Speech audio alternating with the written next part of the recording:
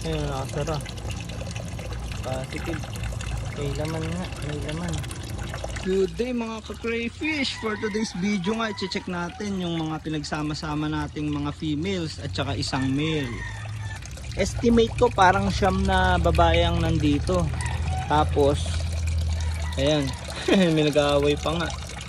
May napansin na ako na may nakaikot ang buntot. So, wala pang 1 week ito dito. Ngayon, check natin. Baka sakaling may nag-buried. May nakikita na akong mga nakaikot ang buntot.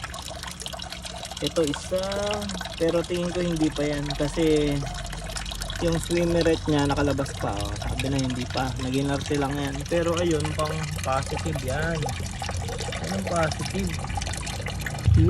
Ayun, mukhang positive. Ay, mukhang positive na. Nakasarado. Ayun, nakasara. Positive, positive. May laman nga, may laman. Yung may laman, isa, dalawa. So yan, mga ka-crayfish, ganyan na lang ginawa natin. Sinuot natin siya dyan.